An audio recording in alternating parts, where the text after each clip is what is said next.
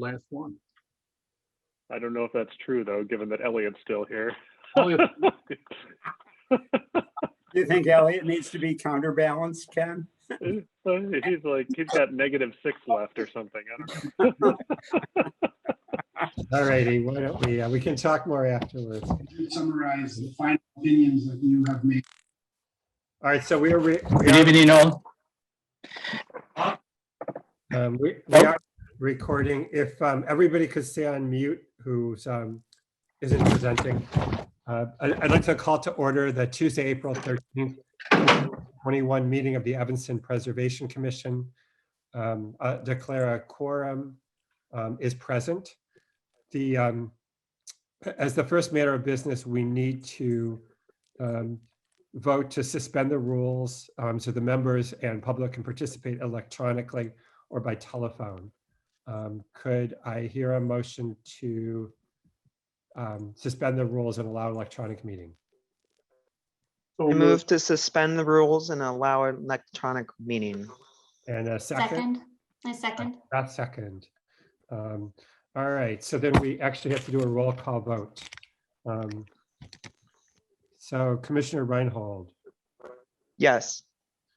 Commissioner Cohen. muted. Stuart, are you muted? Yes. Sorry, I was muted. Commissioner Dudnick. Yes. Commissioner Idle. Yes. Commissioner Bodan. Yes. And I don't think anybody else joined in. I'm a yes. Aleka didn't join yet, right? Okay. All right. Well, the motion carries. So on the agenda, it looks like 2410 Lawndale Avenue was withdrawn. So we do not need to take any action. Before we start the new business, so if a reminder, each person speaking will need to introduce themselves. We'll have the applicant present their application. Commissioners can ask questions. It sounds like we probably have a little bit of public comment tonight. We'll ask members of the public to keep their remarks down to 2 minutes. We'll give everybody a turn that way. Have any last commission discussion and then a vote on each matter. But again, as a reminder, please, for everybody, please introduce yourself before you start speaking. So the first matter of business is 1024 Lakeshore Boulevard. I think I saw Mr. Elliman here to speak. Yeah, there he is. Hello. Can you hear me? Yeah, and just as a reminder to everyone's, all the applicants, it's hard to use pointer and so forth with the presentation, but please feel free to direct the city staff as to moving through the slides so you can illustrate your talk as you wish. Sure. Okay. Would you like me to introduce the project? Please. Sure. So the project is for a single family home in the historic district. It's replacing an existing one-story addition at the rear with a new one-story addition that is just about twice as big as the existing one. There's currently a patio at the back with a pergola, and the proposal includes a mudroom and a den area or a TV watching area. And the existing addition that is mostly being removed, and I say mostly because we're keeping a little bit of the foundation. There was a kitchen renovation in the last 10 years that actually extended a little bit into the addition. So we have to kind of keep that in place. But from the exterior, it'll be completely new. And it includes a mudroom in the northwest area, the TV living area to the south of that, and then that walks out onto a deck with a pergola similar to the pergola that's being replaced south of that. The existing one-story addition is stucco, and we are replacing it with an addition that you can see there. that reflects, we think better reflects and relates to the existing building, which is a painted gray brick with stucco and vertical trim boards above. Our addition is brick veneer, and the brick will be stained, hopefully, as that's a little bit more durable than painted, but it will be gray like the existing brick. The roof is a hipped roof that is set by the essentially by the windows at the second floor, trying to just miss those and get as much pitch as we can. We do have a vaulted ceiling on the inside. The only other materials other than the brick veneer on the west, at the rear, there is hardy panels below the double hung windows, and there is the roof is a shingle roof, and except for a canopy at the back, which has a standing seam metal roof. The pergola on the south will be cedar. One point of interest, there is in the existing addition, there are some windows, and I can let the owner better describe their provenance, but they're salvaged art glass windows, and part of the project is to remove those and reinstall them on the north elevation, sort of centered on a millwork piece in the eating area.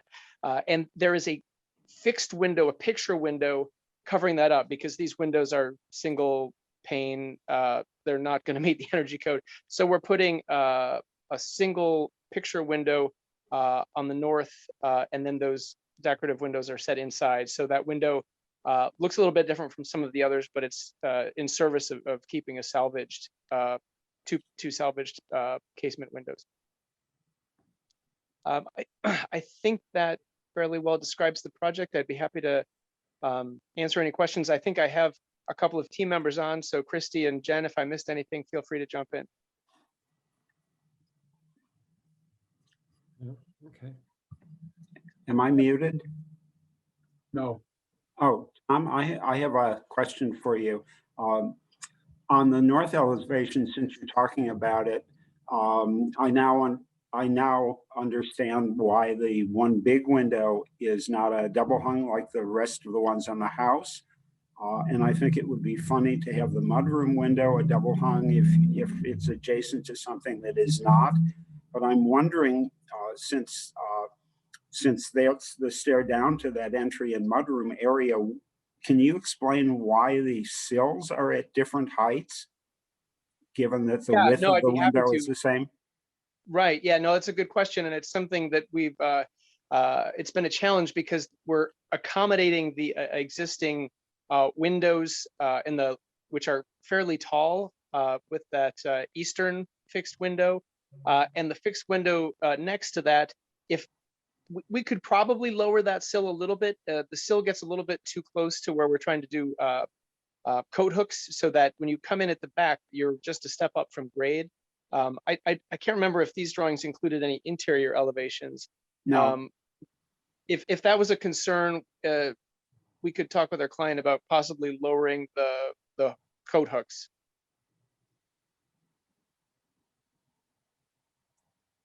Okay. You know, because it's in a brick wall, the interior decorative or the inner decorative window aside, it seems strange to have a facade which is primarily double hungs of that proportion, although there are some casements, and then switch to casements. But, you know, I understand the reason for it.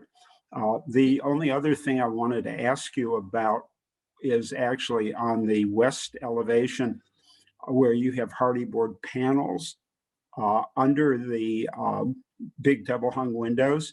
I don't know if the hardy board panels are there to try and panelize that section of windows like the stucco and panelization of the gables, but can you explain?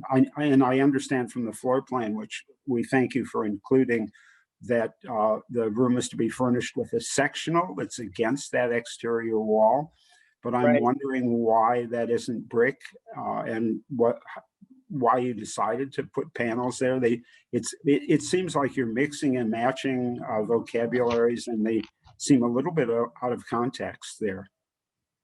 Sure, I'd be happy to answer that. Yeah, no, you're absolutely right, Stuart. It's driven by the furniture plan. Something that Mary mentioned from the beginning was that she wanted a very large sectional there to watch for TV watching, and so that puts the sill of the window up quite high, which in our opinion from the backyard would leave a very tall area of brick wall, and it would maybe feel fairly massive from the back, even with some foundation planting.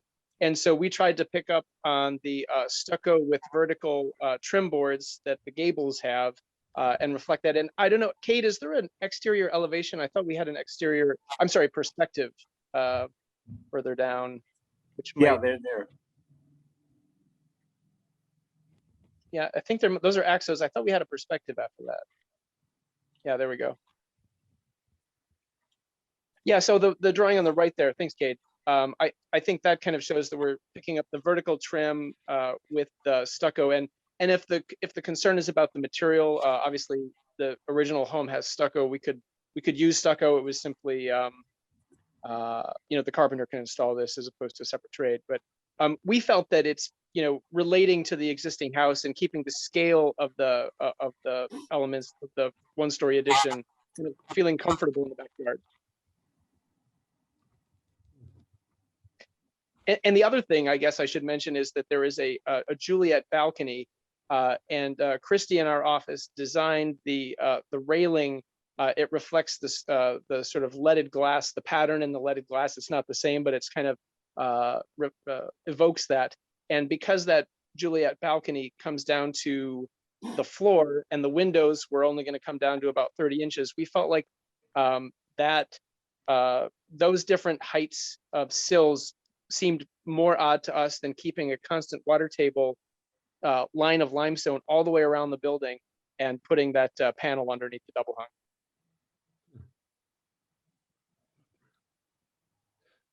hung. Other questions from the commissioners? Yeah, Tom, I realize why you avoided the gable end, just given the width of the addition and how high it would be and the problems with the windows. But did you consider doing what the previous addition had done, which means bump out that portion with that type of roof and then leaving a space and a lower roof? I mean, that's pretty much what you have in the existing addition. And you could have done it for that portion of the kitchen before you went out for the rest of that large space. I mean, that's been done before. I mean, that whoever did that addition was avoiding that one window just as well as you could have. Right. So and that would have been with the goal of making a steeper pitch. Yeah, I mean, you would have actually been able to have even a gable end, much like the existing, as opposed to your hip roof. Well, I think you hit the nail on the head with the width of the addition. To have a gable, it would end up being a very shallow gable, and I felt like a very shallow gable just has nothing to do with the house, and so it was better to have a hipped roof. The other thing is that it was one of the interior goals was to have a cathedral ceiling, and if we were to have a gable roof that's kind of separated by a little connector piece, it wouldn't have related to the space. In other words, we would have had a 5 or 10 foot band of low ceiling and then a higher ceiling, which didn't really reflect what we were trying to do with the space. And we just really didn't want to cover up those second floor windows any more than we had to. Well, you actually could have brought out the one portion and then essentially turned the roof. And if you look at your plan, you've got the kitchen and the eating area on the north and the other space to the south. So you could have essentially had a gable coming where the other one was and then turned with a gable going the other way and still done it. I'm not trying to redesign the whole thing. I'm just sort Yes, of. you are. Well, Tom, I'm okay with the roof. My redesign would be to keep the sides brick, to turn the corner and brick because they're equal width on both sides, so they would read as pier, and then to do the center section in stucco, so that the panels below the windows are part of the vocabulary of the gable ends. But it's your design. I think you've done a nice job, and certainly going to be willing to vote to approve it. Well, I'm glad you mentioned the piers because that was, I think we also have a perspective from the front, and the porch does have piers as opposed to wood posts or something like that. So that was something that we were mindful of by having those 2-foot piers, those sections of brick. It's trying to relate to the front a little bit that way as well. All right, any other questions from the commission? Was there any public comment on this matter? Any further discussion by commissioners? Nope. Would anyone like to make a motion to approve this project? I'll do. Okay, go ahead, please. For 1024 Lakeshore Boulevard in the Lakeshore Historic District, project 21 Pres 033. I move that we issue a certificate of appropriateness for the demolition of the existing non-original addition and the construction of a single-story masonry addition with deck and pergola at the rear. Applicable standards for construction 1 through 5 and 7 through 15, and for demolition standards 1 through 5. Second? I'll second. Okay, so it's second. Okay, so we'll have a roll call vote. Commissioner Reinhold, Aye. Commissioner Cohen, Aye. Commissioner Dudnick, Aye. Commissioner Idle, Aye. Commissioner Bodan, Aye. and I'm an aye, so it carries unanimously. So thank you very much. Sure. Thank you everyone for your time. We appreciate it. Aye. Aye. Next matter is 1108 Hinman Avenue. Could the person speaking on behalf of the applicant introduce themselves? Hey, Mark, Yeah, just really quick, I'm here also, although I don't know if I'm logged in. I was a couple minutes late. okay, thank you. Aye. Hi, everyone. Aye, I like it. Welcome. Hi, my name's John. Can you guys hear me? Yes. Yes. Perfect. So my dad and I run custom built fence and deck, and we met with the homeowner, Warren, about decking his front porch with a AZEC PVC porch board. Upon inspection in the field, we noticed that the existing brick columns supporting the porch were deteriorated, allowing us to stick our hands through because of the deterioration. So upon that inspection, we decided the best route forward was to reconstruct this porch with new concrete piers, a new frame substructure, new deck, new porch board, railing, fascia, and skirting. We plan on leaving the dimensions exactly the same as far as the size and layout of the porch. The columns and column capitals supporting the roof will be left as is, untouched. We will temporarily support the roof while we build the new frame. As far as material choices, the homeowner would like to go with the AZEC solid PVC porch board, 3 1/8 inches wide, tongue and groove product. The proposed fascia would also be an AZEC solid PVC white trim that has a wood grain appearance to it, along with the skirting would be made out of that same white frontier trim in a horizontal pattern, which would disguise the new substructure. The railing proposed, again, requested by the homeowner, is going to be a low maintenance option, which is the TimberTech Classic Composite Series Premier Rail.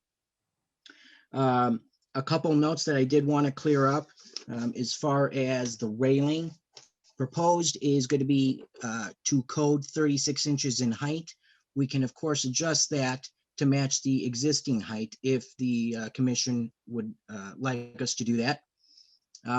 Baluster spacing is typical for the railing, as I've noted, which is about 3 3/4 spacing. Again, we can adjust this to match the original if the commission would like. The other change is going to be we would have 3 intermediate posts on the entire project, not including the 2 bottom stairs, that would have caps on them. which would be a slight change to their current railing, which has a continuous top rail. And that is just due to the design of the AZEK product or TimberTech product. They don't allow, they haven't come up with a over-the-top cap. So again, there would be 3 intermediate posts with a cap on the entire porch, plus the 2 at the bottom, which do match what's existing right now. I think that covers pretty much what we're going to ask the commission to approve. In the alternative, if the commission doesn't agree with the TimberTech railing system, even though it is very close in design, we could do a painted wood cedar system to match the exact railing as is. Again, the homeowner would prefer the low maintenance option, which would also keep the aesthetics of the house in good visual condition for years to come without needing the continuous maintenance or rotting issues of the painted cedar wood.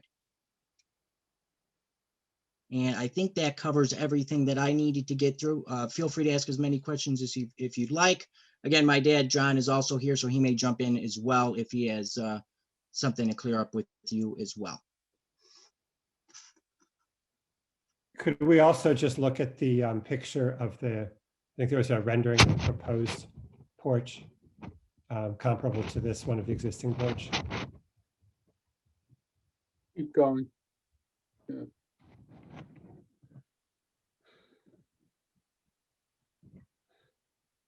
Okay, all right, so that's the product. All right, are there questions from commissioners? Can we see the existing front porch view again?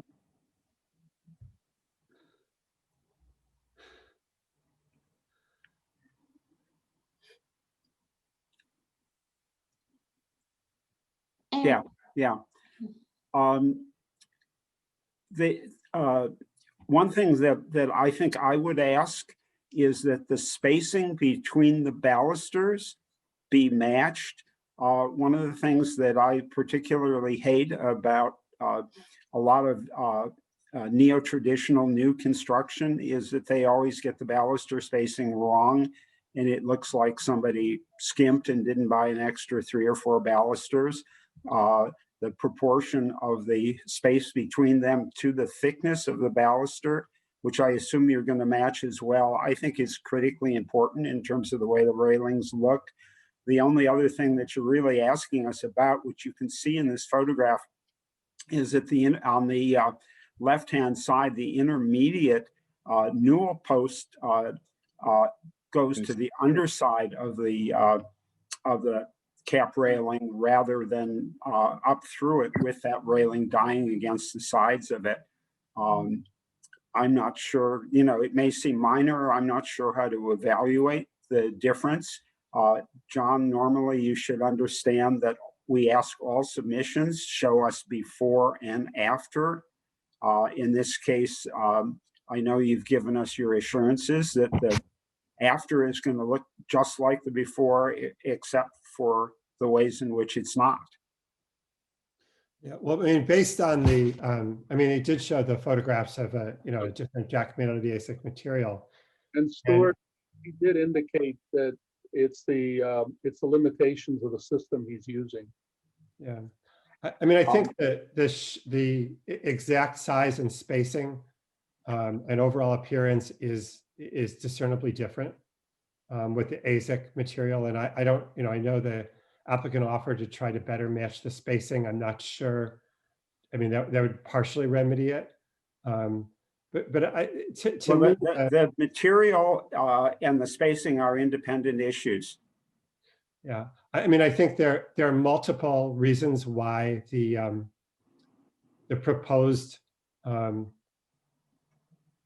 visible parts of the project are not parts you walk on, but do look different and feel new rather than a restoration of the existing much older structure.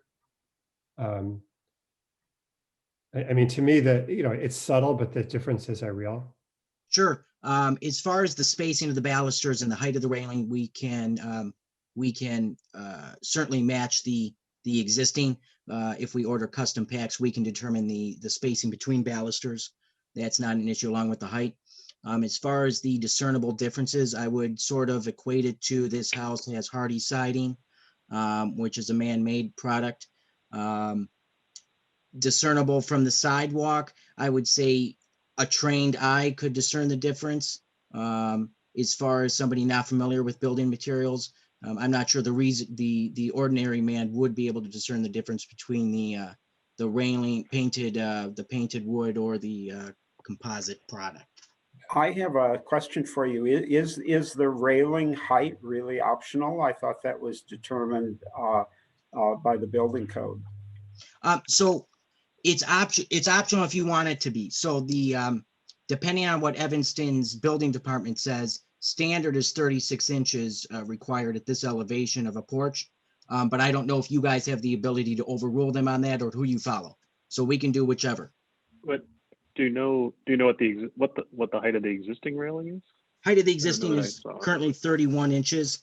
Proposed would be to code, which is 36 inches. So it'd be Is a little Chicago slightly currently taller. 42 for guardrails? No, 42 is in the city of Chicago typically. That's what I asked, Commercial, yeah. whether it was 42. Yeah. So if you actually kept the railing, but you redid the deck, you could probably keep the height. I think when you replace the entire railing, then they make you bring it up to the 36 inches. 36. If you, Correct. Yeah, and the railing had rod as well. are the balusters in the material not available in the same width as the existing balusters? That is correct. The existing balusters are 2 inches in width. The AZEK TimberTech balusters are 1.25 inches width. Yeah. I also have a Significant difference. I also have a question about the are you planning to replace the railing that goes up the stair too? Correct. Okay, so how is that going to connect into the existing column? Just as it is now, we custom cut the top rail to fit the profile of the columns, and there's a bracket attachment made to attach that. Okay, so you don't need another little post at the top, like in Correct. the picture of the new. Okay. Yeah. I mean, I prefer the use of the cedar. The AZEK has a very kind of smooth appearance and different shape. And I guess as somebody who has installed some AZEK fencing, you don't have to paint it, but it's actually much more brittle than wood in terms of impact damaging it.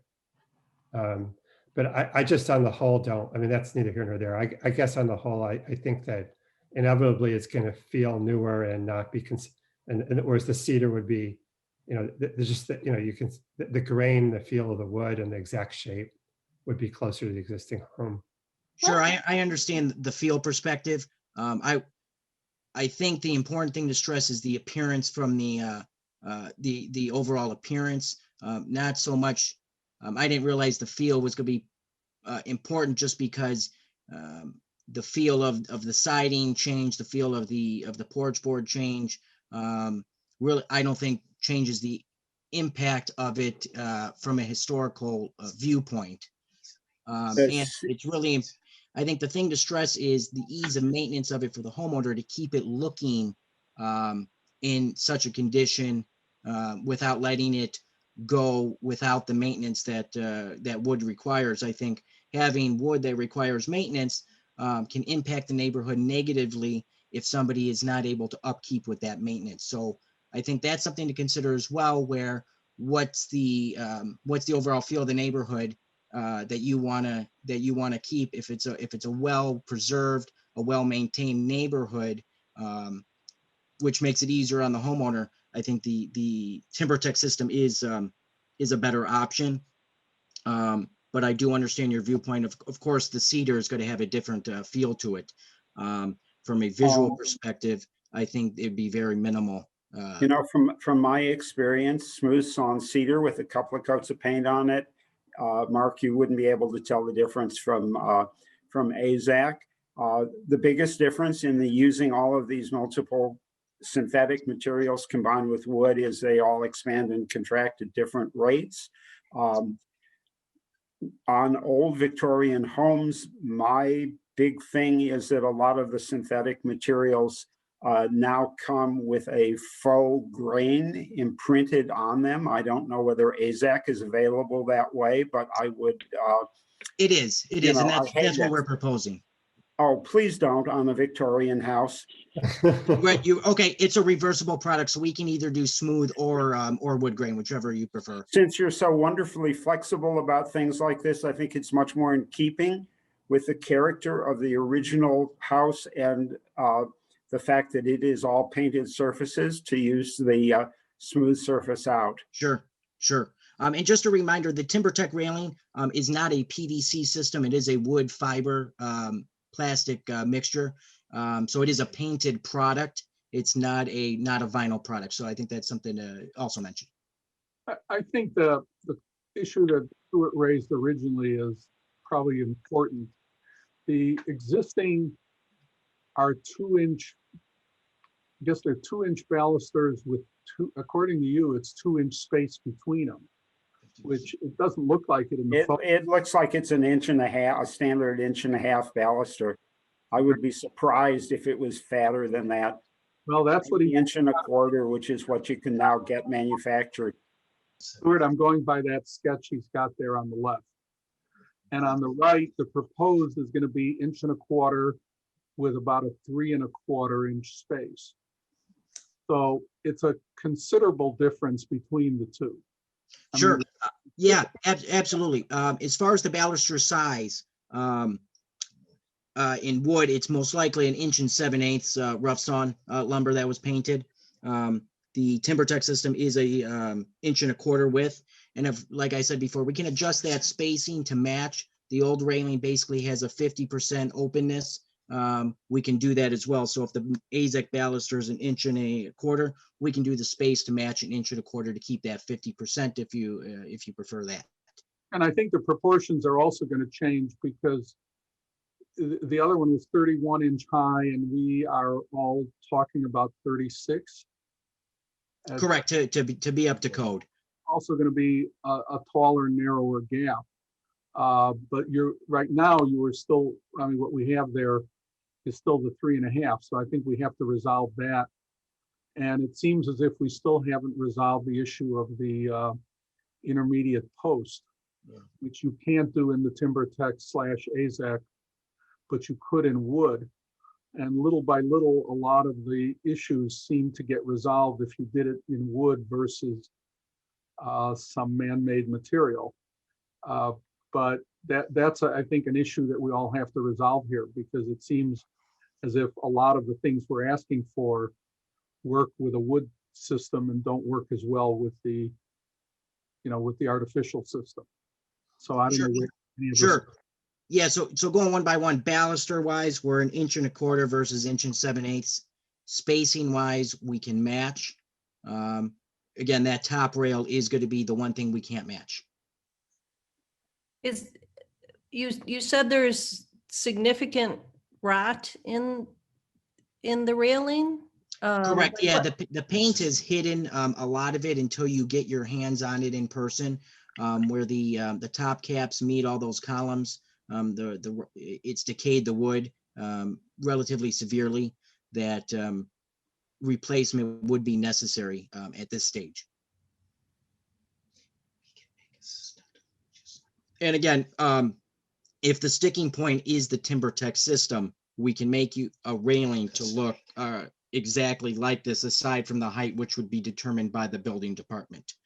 So if we're looking to keep the baluster size, the top rail design, and the intermediate posts, we can certainly accommodate you with that. Again, it was just us advocating for the homeowner for the ease of maintenance and longevity of the product to go with the TimberTech AZAC rail.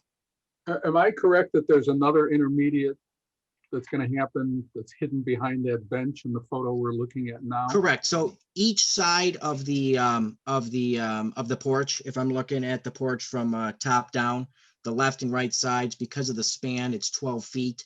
The max span on AZAC railing without an intermediate post is 10 feet. So there would be an intermediate post with a cap on each side, along with the one on the front. Yeah, in a way, as a detail, almost a bigger change than the change in dimension for the balusters and their spacing, because that intermediate post is going to come up above the railing and then have a cap on it. So either you think that's nicer as a design feature or not as nice as what's there, or you think that what's there should be duplicated because it's historic. Yeah, and one thing I interesting just call. want to I did want to mention is I didn't know if the commission was aware. This porch is not original to the house. That's one thing the homeowner did make aware. We're not sure when the porch was put on, but it was not original. Oh, well, that explains a lot, because I think they got the balusters and the spacing wrong. Sure. I think it's about circa 1930, commissioners, if Okay. you're curious, circa 1930 for the porch. Yeah. I mean, when I'm looking at it and looking at the pictures, what's really interesting and distinctive are obviously the Corinthian capital main columns. Those are being protected and preserved. I do think adding the little intermediate post that will stick up higher than the railing in some ways distracts and detracts a bit from those major columns. Right now, the intermediates kind of disappear because it's all under the continuous cap. I worry that they're going to draw too much attention to themselves if they're standing up taller than the railing. That's my personal feel anyway. I mean, you could use the ersatz materials for everything and go out and have that cap milled as it, so yeah, out of out of cedar. I probably got a splice in it somewhere. I don't know if that's, I don't know how much you can mix the different materials, but yeah, well, they just move a little bit differently, but yeah, unfortunately, there's no way to attach a cedar painted cap to the AZEC system because of how it goes together. It's sort of the AZEC systems consist of a bottom rail, a top rail, and then a cap that slides over that top rail. Isn't all of that glued? It's not. It's interlocked. Again, if it's, even though there's rot, if you have to repair the rotted elements, if it's less than a certain percentage, then you get around having to raise the entire railing height.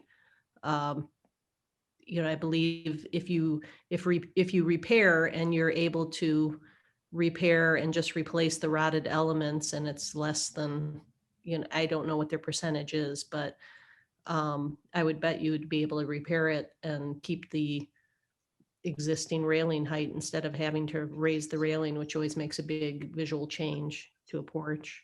Sure. As far as the height, we're talking about 5 inches in height. Again, this would not be a railing we would recommend for repair because of the rot.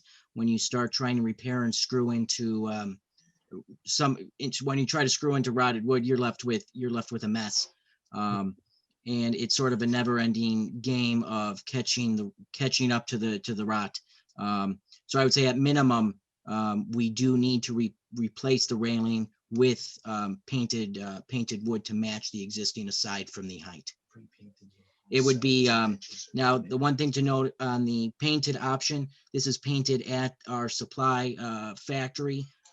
It's kiln dried for 30 days and then it's cleaned in bright and then it's painted 2 coats with a 30-year paint guarantee.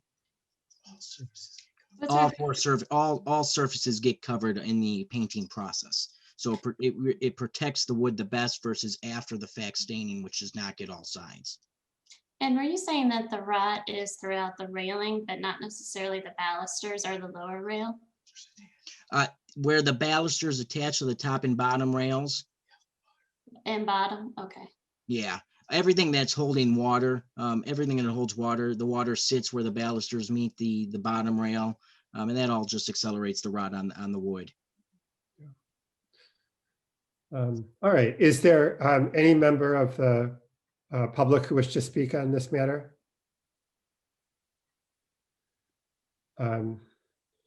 Okay, in terms of the commission, is there does someone want to propose a means of? Can you hear me? Before we? Can you hear me? Yes, go ahead, sir. You want to introduce yourself? Thank you. My name is Warren Lupel. I'm the owner of the property that you've been discussing. We're not new to this property. We've lived here for 45 years. The porch is about 80 years old. It's in serious deterioration. It's really in danger, at least at one end, of collapse. My next door neighbor, from whom I got this idea, has the porch that I'm asking about, that I'm asking for. Has his building is older than mine, and mine is only 125 years old. The railings that you're talking about of being 31 inches, they're actually 34 inches. I know because I measured them. And the contractor at the time told me, well, the code is 36 inches. I said, fine, then when we do it, we'll make it 36 inches if that's it, if it's not code now. The width of the railings were not code, but when we finish this job, they would be code. It is going to look, because of my next door neighbor, who I've got a perfect view of, because it's my next door neighbor, it looks exactly the same as it did before, except it's new. So, I mean, you know, my gosh, it seems to me that we're not changing the appearance of it, of the historical thing. It might be different to folks as sophisticated as you are if you came up on the porch, but even from the sidewalk, it would likely not look any different. And I just think that putting us through this, I don't know what we're going to do. I'm not going to rebuild it into all wood. I'm just not going to do that. I don't know what we're going to do, but it's creating something we don't want. And while I appreciate the fact of the historical district, and you have to comply with it, it's looks, I thought, that count, how it looks. And we talked about that with the contractor, and it will look exactly like my next door neighbor's does, who's made of the same material we're talking about, including the rails, the balusters, and his porch is bigger than mine. But other than that, it has the same kind of rails, the same kind of balusters, the same kind of caps, and it's made out of the same kind of material I'm asking the commission to approve for us. So after 45 years and an 80-year-old porch, I don't see why that should make the difference. Thank you for listening. Thank you. All right, is there any, I mean, would anyone on the commission like to take a shot at a proposed method of proceeding?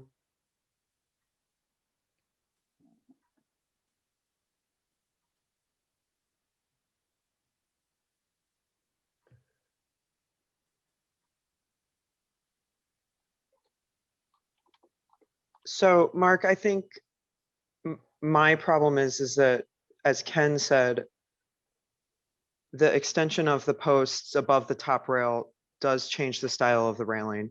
I can't speak to what the neighbor's situation was because I don't know what that railing looked like and if they had posts.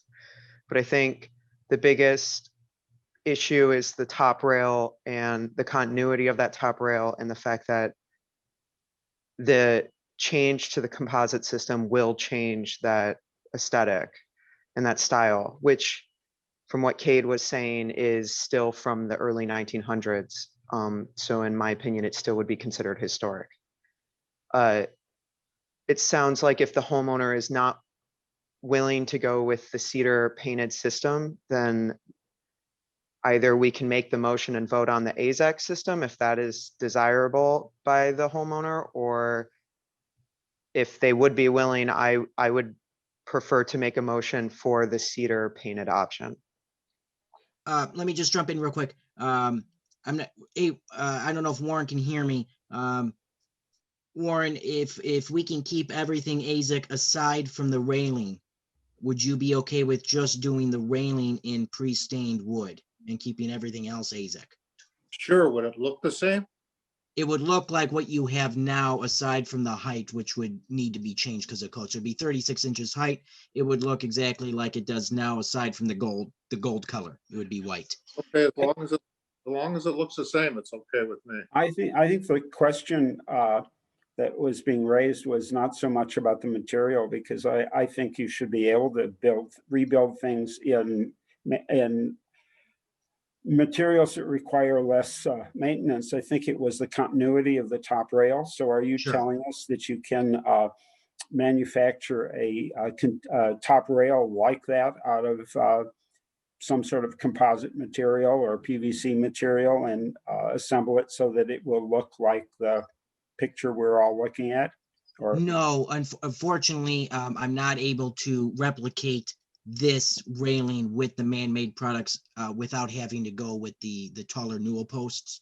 So I would need to make the entire railing out of pre-stained white cedar to get this look aside from the height. 10 foot's max. so, Susie, what was it exactly that you were objecting to in the proposal? So I have no objection to the decking proposed, the alternate material for the decking.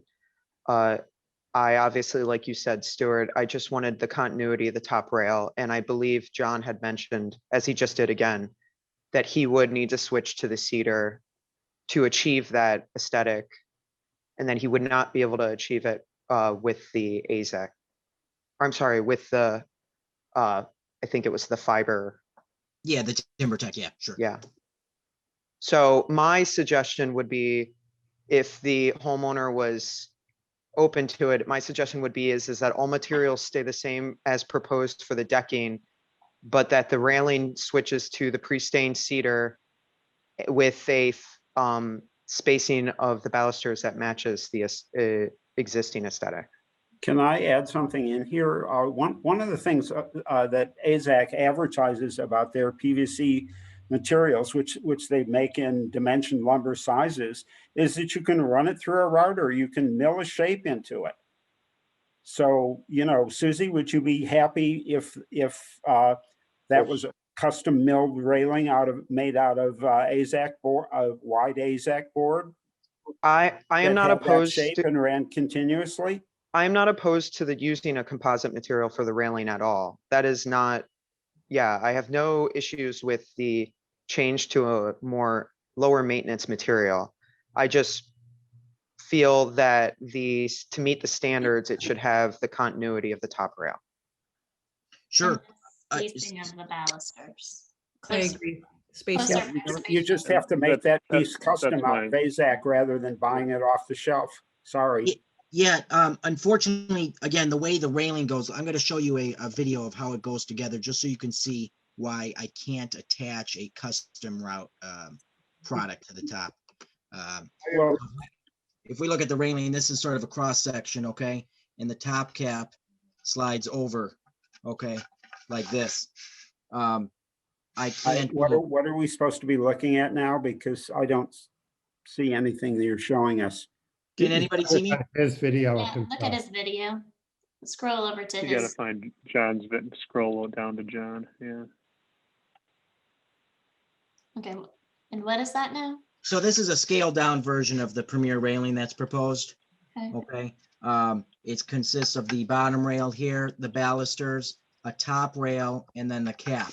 So the cap slides over the top rail to be connected.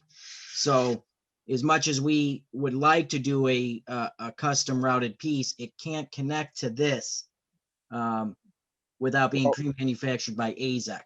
What we're suggesting is that you modify the system.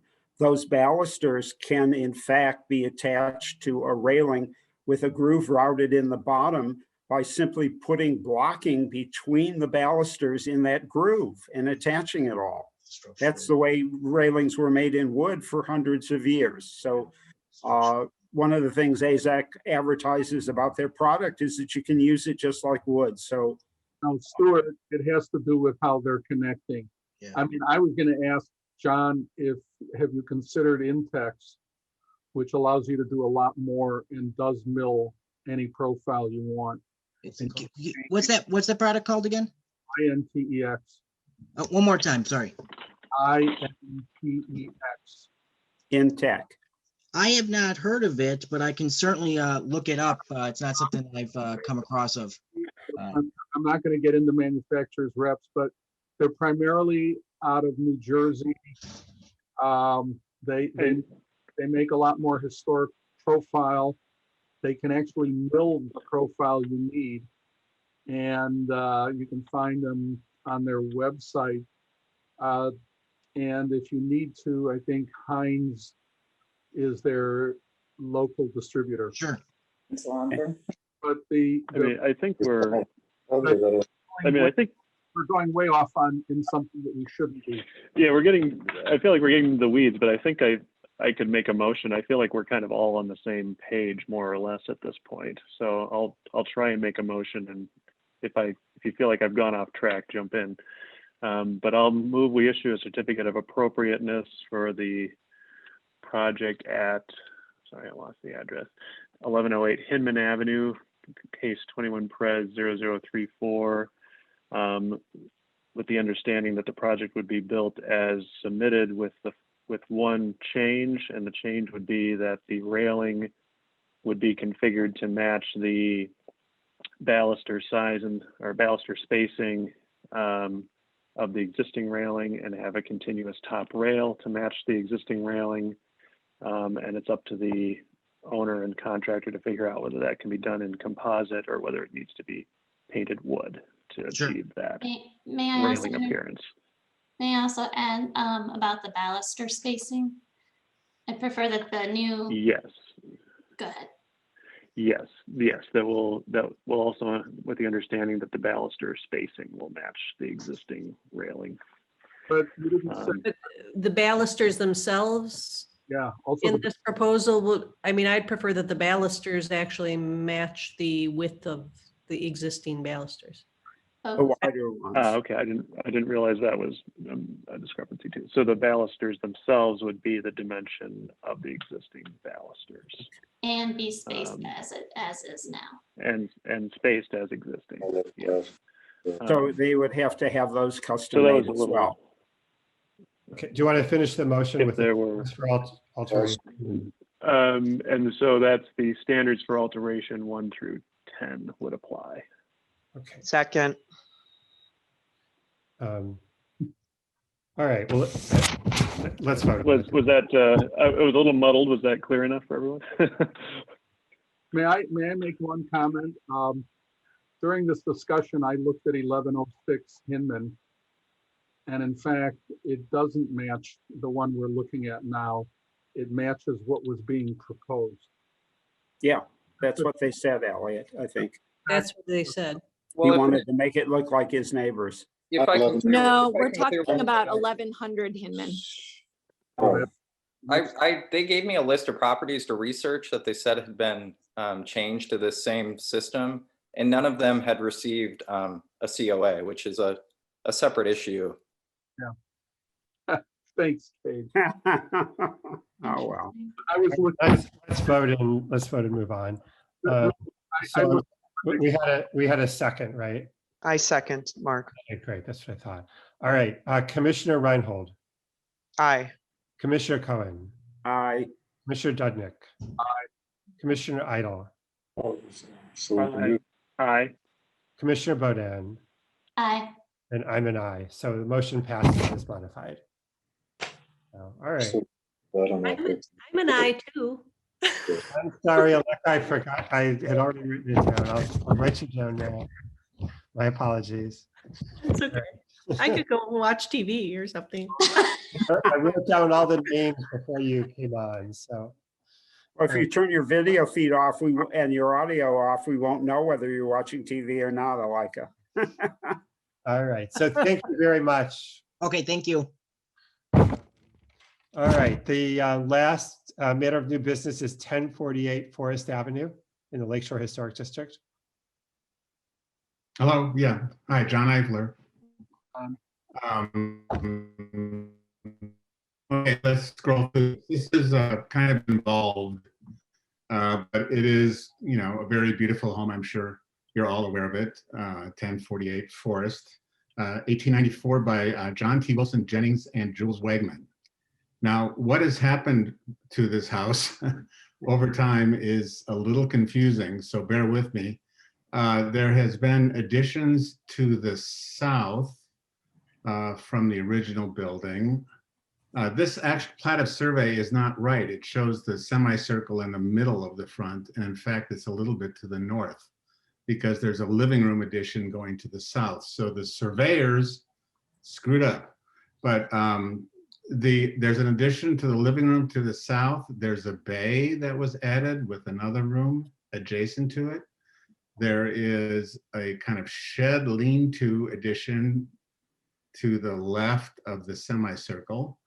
And there's a fairly large addition to the back of the house from the 1940s. And then there's an addition to the north side of the house over the original porte cochere that is now the library. So we have 1, 2, 3, 4, 5 additions. And we traced this building through, I don't know if you have them or not, Cade, but it's, oh, there it is. For some reason, it's not showing up. There it is. Through the Sanborn fire maps. And the original house is on the upper left there, you can see. And then there's the gray additions. Now we're saying they're 1941 only because that was the year of the Sanborn map. So the living room addition to the south of the main box, we think was a living room with a sleeping porch above it, which was then enclosed. And then there's the half circle bay, the addition out the back. And then in the 1950s, you could just make out the library addition above the porte cochere towards the north side of the building. Yes. So our proposal is to take down, it's part of the additions that showed up in the 1941 Sanborn map, which is towards the west. We consider this addition to be like architecturally the least inspiring, might be the word. It's very basic materials. It does very little, I think, for the architecture of the house. The roofs just kind of come slamming in to the side of the entablature of the main house. And we can't begin to imagine why it was built unless somebody had lots of in-laws or servants. We're not sure. But regardless, we were asked to come in and look at this project by the owners, and had drawn up some plans for a kitchen family room on the lower level.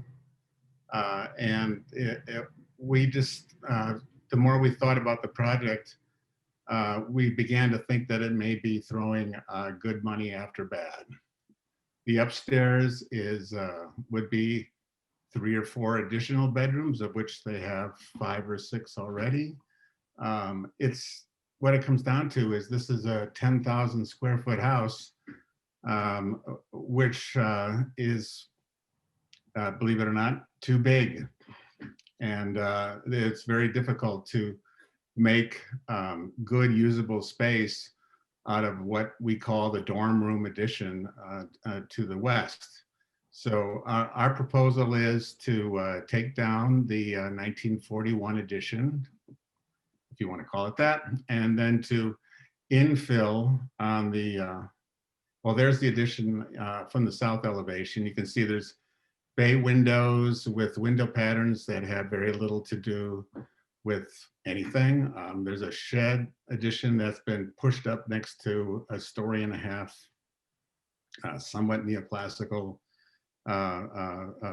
bay on the south, and a bunch of very inexpensive double hung windows. So if you down a little bit more, Kate, and show what the south elevation is proposed to be. Kate? Ah, there we go. So we would be infilling the southwest corner, which is the side that is not visible from either street. And also a 1-story addition to the west, which would act as kind of a mudroom, screen porch, an extra bathroom. The kitchen would be on the lower level of the addition so that it would kind of activate the family room, which is in the bay on the south elevation. And above that would be the master bath, which is then adjacent to the master bedroom, which is in the curved bay on the second floor. So in the end, you have this, very important house. And our goal really is to make it a little bit smaller with these removals. In addition, it's down about 1,200 square feet.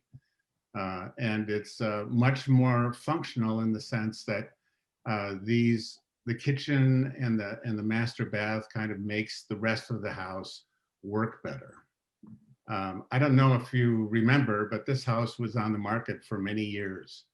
And it was primarily because of the big bump on the west side, an old kitchen, no family room, extra rooms with bathrooms that no one knew what they did. And it was a very tough sell. And so, the owners want to make this, maintain this as being an important house and basically make it better without destroying the historic character of the home. So the addition, all the materials will match the house. We're not exploring the use of any artificial materials. If they're going to have to paint the house, they have to paint the whole thing. There's not going to be one quarter of it that holds up without paint. So it'll all be cedar siding, wooden trim, everything to match the original house. So yeah, now in researching this addition, it was done by a guy named H. Ring Clausen, who was not described as an architect, but a local remodeler who was the son of a plumbing contractor and remodeled some other homes in Evanston at the time. And the important thing, I guess, to remember is that there's many beautiful rooms in this house. The stair hall is incredible. The living room is fantastic.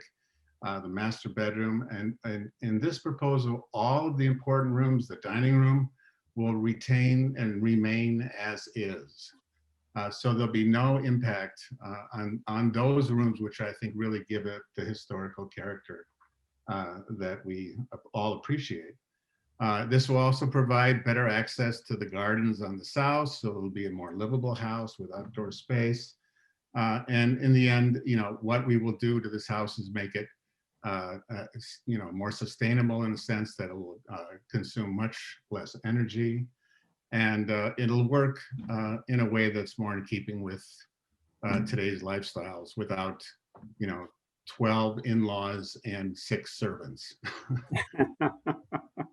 So I think that's it. You might just want to, Kate, go through, did you put the photographs in, or is that not?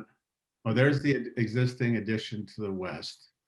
And you can see how the hip roof just kind of slams it in entablature. It actually covers over part of the dormer on the top floor, which is very unfortunate. Go on. And then this is the new proposed west elevation with the screen porch and the mudroom, and there's a little workroom for the kids on the north side. There's an original photograph, I think. There it is as it was first built. The balusters are missing off the 3rd floor, but the widow's walk is still there. And there's a funny little, oops. And this is the rendering, which is equally gorgeous by Jennings, who later went on and did the agricultural building at the University of Wisconsin-Madison. I don't know if you've ever seen it, but it's a fantastic building that he did after 1900.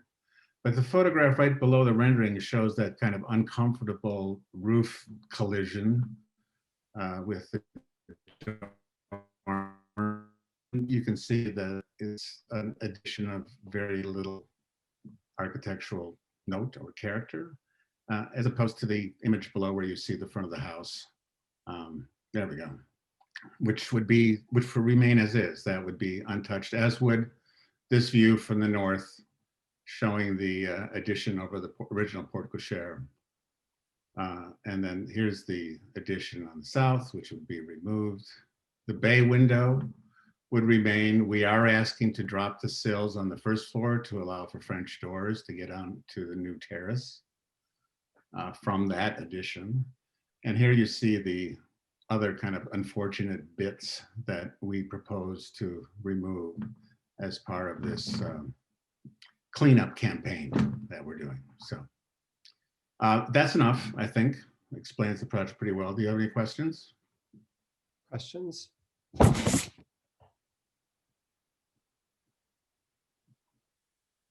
Yeah.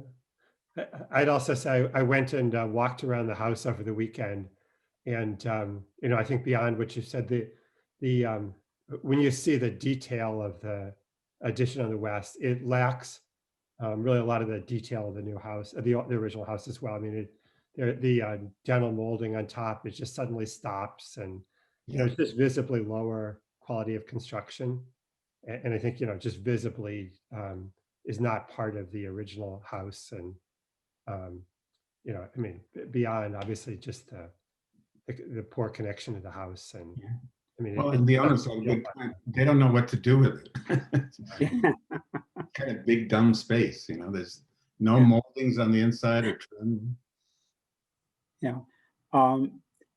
The house is an extraordinary Evanston house. Jennings was an important Evanston architect. I was in the house when John and Sharon Watrous first purchased it, and the stair and the entry hall and the original spaces are extraordinary examples of classical revival. I think, John, you've had an exceptional client. I've never had anyone hire us to make a house smaller as opposed to bigger. No one for me too. And I think, if I may say so, you've done an extraordinary job of restoring the sensibility of the original house. Thank you, Stuart. I appreciate it. Was there any public comment on this matter? No. Any questions or discussions from commissioners otherwise? Oops. Can I just ask a quick curiosity? I noticed when I was looking at the north facade that part of that the original foundation goes out about 2 or 3 feet to the door that goes into that. Yeah, on the fire insurance map, it shows a little kind of slot of a 1-story building on that original stone base. And we would retain that stone base because that's the northernmost side of our kind of screen porch addition. So we would certainly keep that stone. Okay. And just a question, just clarification. The railing that's going to go on the new addition, does it match the widow's walk and then the railing around on the front of the house as well? I think there are details of it, aren't there, at the end of the presentation? Yes. Oh. I was challenged, and I'm sure many architects are faced with this, to design a fence that's in keeping with this kind of colonial revival, neoclassical home. And part of the challenge was I don't ever want to paint it, you know, which we all get. I wish I could remember the name of the manufacturer because I was thinking this in the previous presentation, but these are all parts from a company. I swear they're up in Minnesota somewhere, but this is it's recycled wood and recycled plastic that somehow with an integral color that's bonded and made into these shapes. And a few of the shapes, as Stuart was mentioning, we have to put through a shaper, you know, to get the proper configuration. But this, I mean, they sell the little turrets on the top and Finials, yeah. And this is all, the finials, sorry, thank you. Yeah. This is all, you know, stuff that is not wood, except it's recycled wood in a matrix of the material. And, so it relates, and does it relate to the existing, like the widow's walk and the railing that's on the front porch over the front doors? No, this fence does not. This is, we actually looked at Henry Wadsworth Longfellow's home, many other homes in New England. And their fences many times are more picket-like, whereas the railings on the house are more made up of these, kind of abstract balusters, thin balusters, I guess is the way to kind of neoclassical things. So the addition that you see on the left here, that rail matches the Widow's Walk, but the fence around the house is based on other New England homes that have a similar kind of difference from their house. Okay. That's what I was hoping. Okay. I hope- Any other discussions before taking a vote? Would someone like to make a motion to approve this project? I'll make the motion if you can scroll to the description of it. So I cite the proper parts of it. Oh, yeah, can you put that on there we go. There we go. Let me see if I can enlarge it so I can read it. There we go. Okay. I move we issue a certificate of appropriateness to 1048 Forest Avenue. The removal of additions from the 1940s and later, and the construction of a new sun porch and raised terrace to the south, and the addition of new windows and French doors in the semicircular bays, in keeping with the applicable standards for alteration 1 through 10, construction 1 through 5, and 7 through 15, and demolition 1 through 5. Okay, I think the two-story addition at the southwest. Sorry, thank you, Mark. It has to be added. There was just a line there. Second? Second. Elliot, second. All right. Vote. Commissioner Sullivan. Aye. Commissioner Reinhold. Aye. Commissioner Cohen. Aye. Commissioner Dudnick. Aye. Commissioner Idle. Aye. Commissioner Bodan. Aye. Okay, and I'm an aye, so it passes unanimously. Thank you. It's a good project. Thank you very much. I really appreciate it. That was relatively painless. Don, congratulations. It's a lovely piece of work, and I can honestly say, as a new commissioner, that if everything that came before us was this thoughtfully done and of this quality, this job would be a joy. Thank you very much. Well, I have to credit the owners, especially Dominique. She's the one who pushed and kept asking, why do I need all this space? So that's how we ended up this way. So they did a great job. Thank you for sitting through this lengthy meeting tonight. Thank you. Hi, Dominique. Hi, George. I'll see you later. Thank you.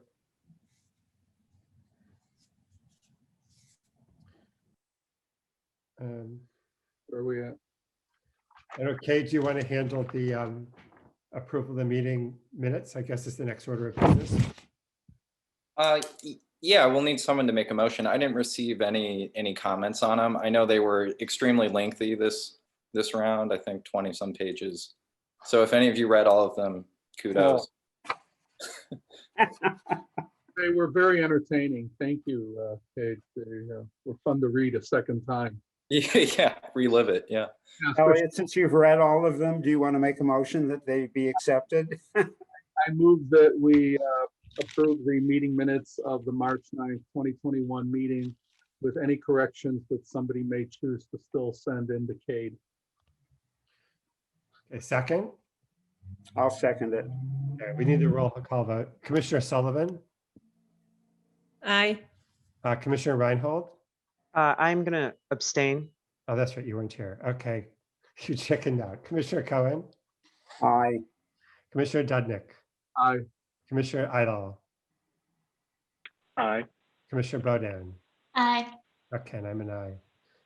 I see I see one of and see the name of our other new commissioner. Hi, John. Is that a new commissioner? Oh, Um, I think Sarah's here as well. yeah, Or I she see was. Sarah's name. You're John, there. do you want to just say something you want to just tell us who you are for? Sure. Hi. Sorry, I was sort of lurking there silently. I'm John Jacobs. I'm happy to join you folks. Hopefully next month. I've been on the other side of the table presenting before the commission, but I haven't witnessed what it's like through a Zoom meeting. So that was interesting. I'm currently working at Robbins Architecture with Celeste Robbins, and I had a very informative years with Stuart and Julie at Cohen & Hacker for a few years, and looking forward to working with you all. Sarah, we can't see you, but do you want to say something? Yeah, sorry, I can't turn my monitor on right now. I'm Sarah Dreller. I'm an architectural historian. I work right now for the Society of Architectural Historians, SAH, which is the International Professional Society for our profession. I'm a former professor, historic preservation professor, and former historic preservation consultant also. And I'm really looking forward to doing this. I guess I should also say that I do own a landmark house myself. And I have no plans to bring any changes to it in front of the commissions, don't worry. But I know I would recuse myself. It's an old farmhouse, 161-year-old farmhouse. I'm sitting in it right now. So thank you very much. And I will be able to use my camera next time. We'll warn you, this was one of our easiest meetings ever. Yeah. Last month was 4.5 hours of dragged down, hotly disputed issues. So we'll hope we don't repeat that one either, but somewhere in the middle is usually where we are. Yeah, I gathered that as a consultant, of course, I made lots of presentations here and there.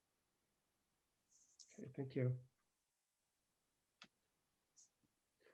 I know Carlos is still on arcade. I don't know if there's any other business you want to cover. I think the only thing I did want to discuss really briefly was the potential for a retreat in May. We're having kind of a big push to pull design guidelines together. And I was able to get a few people who were willing to come and present some that they've created recently and kind of the process and their value. If people can send me kind of dates that work for them or are preferred, that would be fine. in May. Yeah, sometime in May. It doesn't have to be May. It's just kind of it aligns with Historic Preservation Month, but it doesn't really, somewhat doesn't matter. Are Kate, we why thinking don't a you weekend pick or- out a half a dozen dates, circulate them and do them as a doodle poll. Yeah. Perfect. That's a great idea. I think if you ask us just off the top of our hats, you may get, more alternates than we can all deal with. Would people rather do like a Friday afternoon or on a week or on a Saturday morning or something? I don't know what people, just to give kids a slight amount of guidance on that. Weekends would be okay. Fine here. Yeah, Okay. Saturday morning. Okay. That works. The only other thing I wanted to do was just recognize Elliot for a moment on his last meeting. I know that he was kind of put in a strange situation. Elliot, above and beyond. Yeah, he was put in a strange situation the last few months. Yeah, haven't we already said goodbye to you once, Elliot? Yeah. Thanks, Elliot. He's a retired doctor giving injections. Yeah. So Ken, are you going to be at the May meeting or are you done before the May meeting? That's a good question. I don't know. Do you remember? I'll double check. Obviously, I don't remember when I joined. I had a Yeah, I think it I got does at have least on one your more. term Yeah. expires in May, so I assume that means you could be at the May meeting. I had a quick question Okay. to Tom, because I don't have everybody's email. I have an enormous stack of both Old House journals and preservation magazines and probably some others. And since the library no longer wants these things, does any of you want reading material? Because I hate just recycling them. I feel criminal, and I'll be happy to put them in large bags and you can pick them up. What was the first one? The second one was Preservation Magazine. What was the first one? The other is the Old House Journal. Old House Journal. And I'm trying to think of which others, but I'm not looking. They're over somewhere stacked. The floor is collapsing, and I have. When my wife comes over to the office, she says, "How can you let anybody in here?" And I go, "I don't." And that's and COVID has made it easier. They never come over now. But I just didn't know if any of you want or ever read those things or haven't read them or don't get them, and anybody would care to. I'm not sure what else you can do with them anymore. These are the things you used to be able to give away to university libraries at one point, but nobody wants them anymore. And even Evanston Public Library doesn't take them anymore. Elliot, this is Sarah. The Society of Architectural Historians has a listserv, and I could post there to see if there's anyone who would like to take them from you. Would you like me to do that for you? Sure. Sure. Do you happen to have Architectural Forum magazine by any chance? I did for years, and those I managed to give to both the U of I library, and then during my short stint at the School of the Art Institute, I gave it to their library as well. So I think I no longer have any architectural fora. We can get very accurate. That's the one I'm looking for. Yeah, that's those are gone. Yeah, got rid of mine years ago. I know. I think there's, I still keep getting, record and architecture. Little by little, the number of journals disappears. They're also getting considerably thinner, if those of you who have noticed. It's print advertising is not what it used to be. Well, I think even, is it architecture that now wants you to go digital? I'm not sure they're going to print it anymore. Anyway, I'm just asking. The alternative is landfill or grinding them up back into pulp. And one other thing for preservationists, how many of you, since last meeting was all about the oak trees, how many of you read that all the oak trees they've cut down now for the reconstruction of Notre Dame? And cut down some ancient trees in order to reconstruct it. And a couple of friends of mine went through a debate the other day because somebody pointed out that since most of that was really done in 1840 when Viollet-le-Duc did all of that stuff.